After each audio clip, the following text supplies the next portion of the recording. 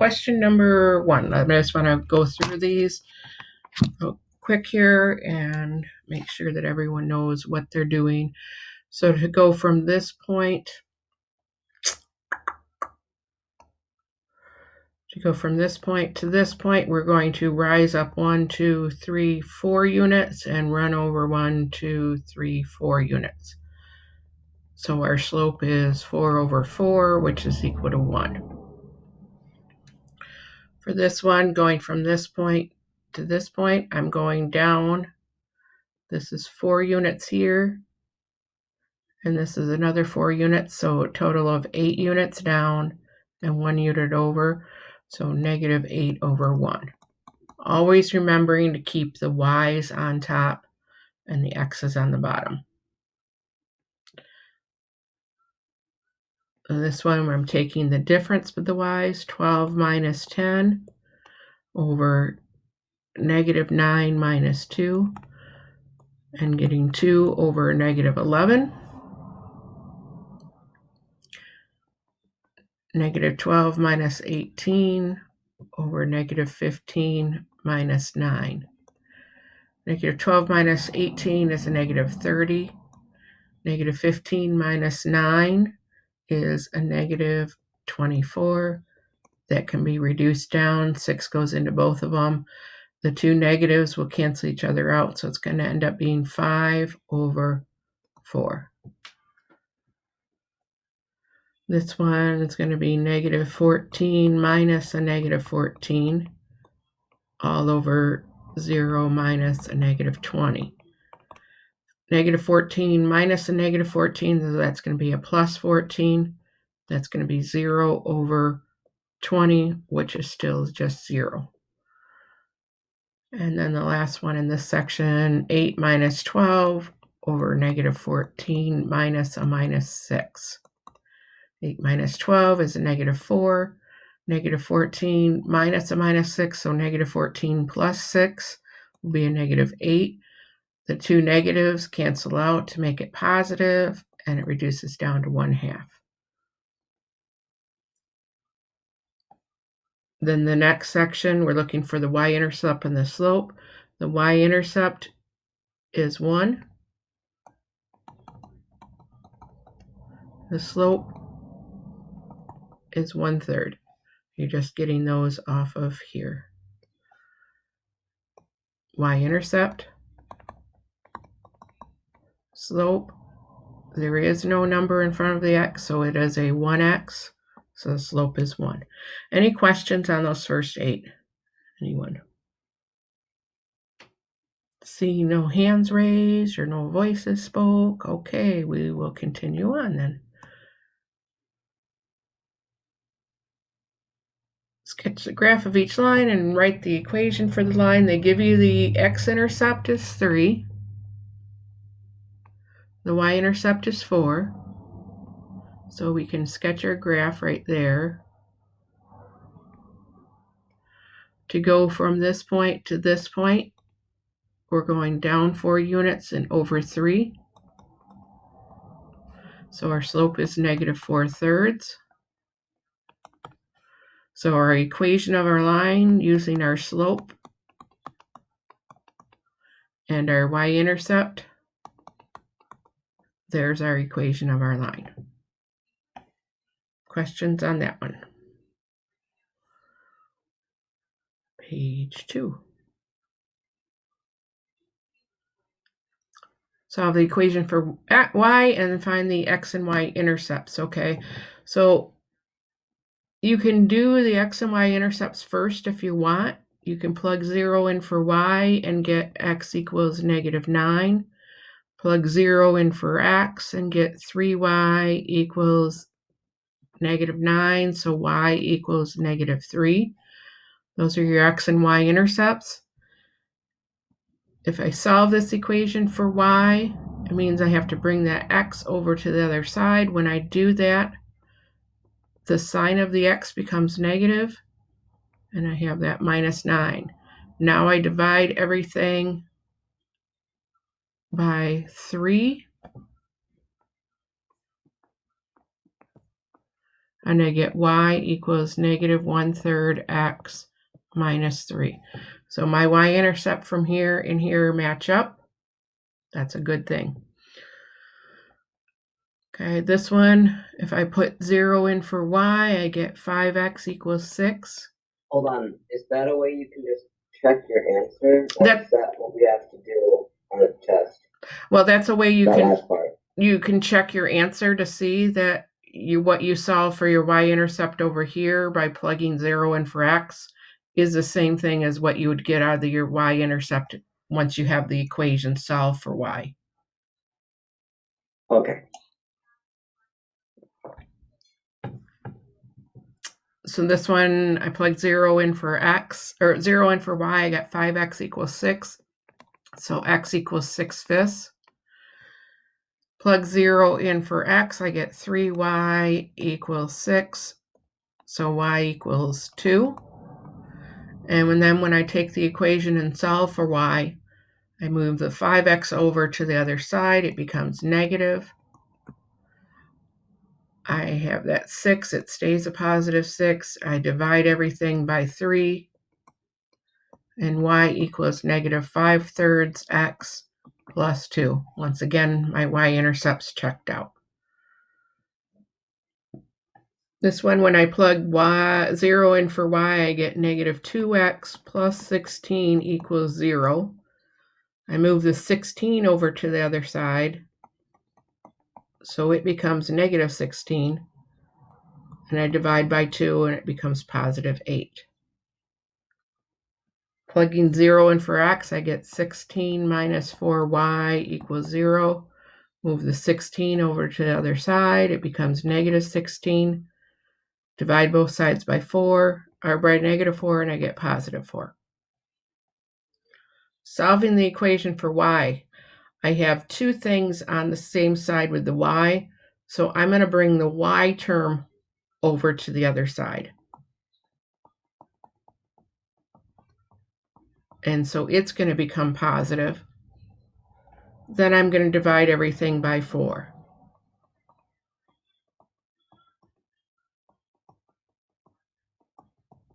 So I get negative 1/2 x plus 4 equals y. My y-intercept is still the plus 4, which is what I got it to be over here. And then this one, I'm going to plug 0 in for y. I get 2 equals negative 3x. Divide by a negative 3. X equals negative 2/3. Remember, that's my x-intercept, not my slope. Now I'm going to plug 0 in for x and get 2y plus 2 equals 0. 2y equals negative 2. Y equals negative 1. Solving for y, I have the plus 2 on that side. I'm going to move it over to the other side.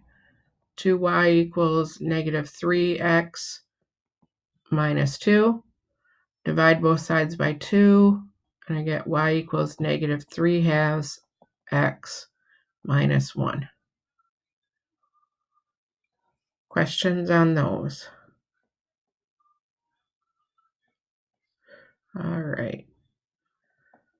Terrell wants to buy bagels and cream cheese for his 16 coworkers. He expects that each worker will eat 1.5 bagels and 2 servings of cream cheese.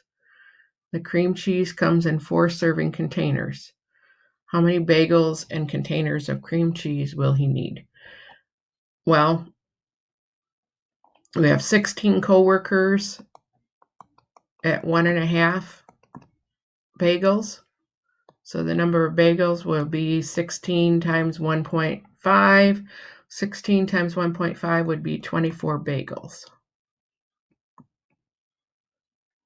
Cream cheese, it says 2 servings times 16 would be 32. And they come in serving containers of 4, so you're just going to divide it by 4 and get 8 containers. Now, did I use any equations in there whatsoever?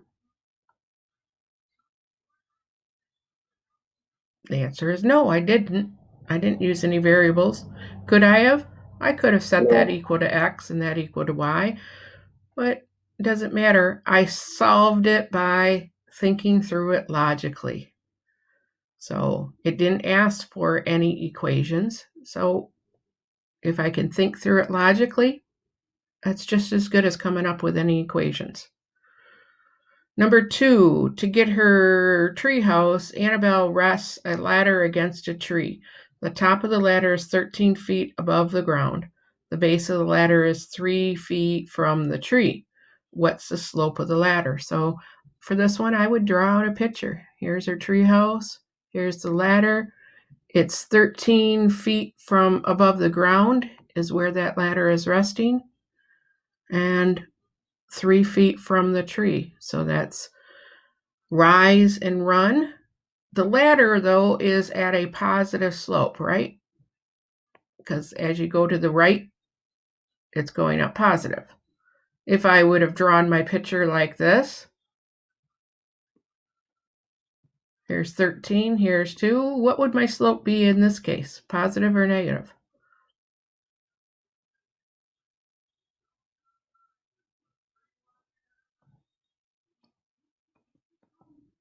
You guys are active this morning.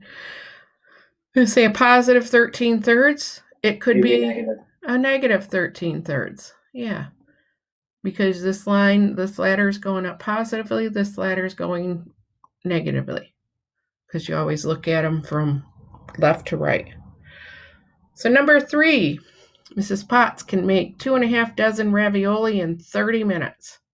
Write and solve a direct variation equation to find out how many ravioli she can expect to make in 2 hours and 30 minutes. So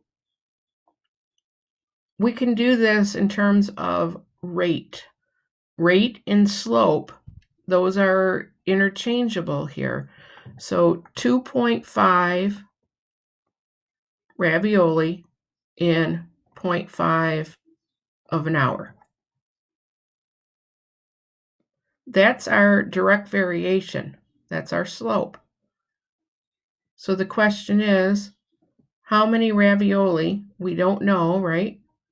That's our Y, can she make in a certain amount of time, which is 2 hours and 30 minutes. Now you could think through this logically also. If she makes 2.5 dozen in 30 minutes, there are 5 30 minutes periods in 2.5 hours, 2 hours and 30 minutes. So 5 times 1.5, answer should be 12.5. If I multiply 2.5 times 2.5 and then divide it by 0.5, I bet you I come up with 12.5. And I do. So that one, even though it says make a direct variation equation, if you wanted to give me the rationale and say every half an hour she makes 2.5, there's 5 half an hours in the 2 hours and 30 minutes, so 5 times 2.5, I would accept that as an answer. Thinking through it logically. Okay, number 4. Store A is offering 2 tubes of lip gloss for $7. The cost of lip gloss at Store B are shown in the table. Assume the cost for the lip gloss varies directly with the number of tubes. At which store does the lip gloss cost more? So we know at Store A, it costs $7 for 2 of them. So at Store A, it costs $3.50 per tube. At Store B, I can take any one of these points, $12 over 3, and that gives me $4. If I go to 5, or if I go to the 5 tubes, that's 20 over 5, it's still $4. 28 over 7, it's still $4 per tube. So which store does it cost more? It costs more in Store B, at $4 per tube versus store A at $3.50 per tube. Those make sense now.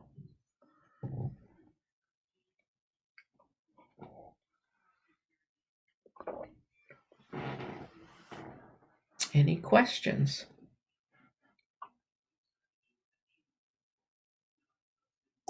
On the test, will there be these kinds of questions, like from 1, 2, 3, and 4? Yes. Okay. And most of them you can think out logically as to what's happening. So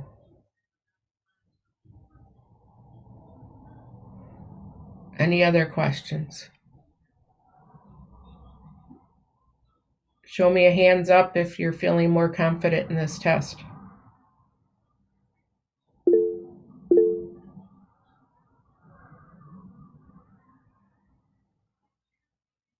Okay, put your hands down. Show me if you still need more time with the hands up. Okay. All right. That's what I have for you today.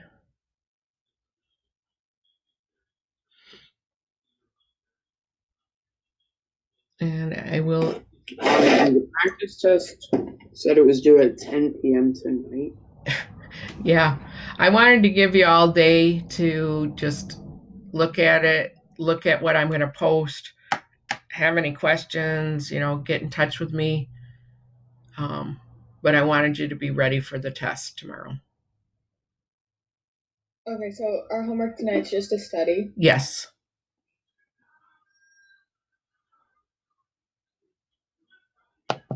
Okay, thank you, Mrs. Reed. Yeah, we'll give you the Have a test good one. tomorrow. Like I said, it's not going to be a multiple choice.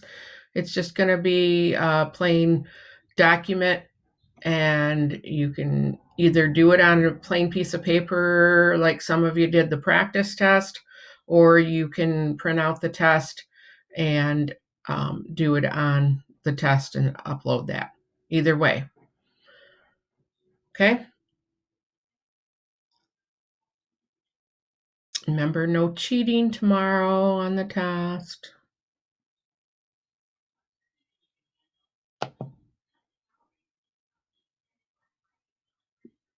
So is there gonna be a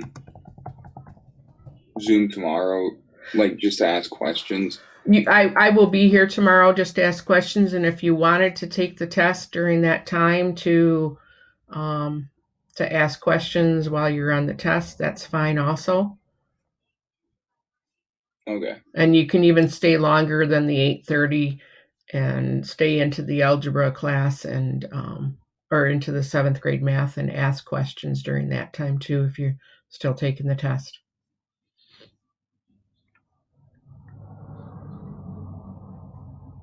All right. Bye, Mrs. Reed. See ya. All right. Yeah. Have a good day. You too. Bye, thank you. Bye, Jackson. So, Eliza,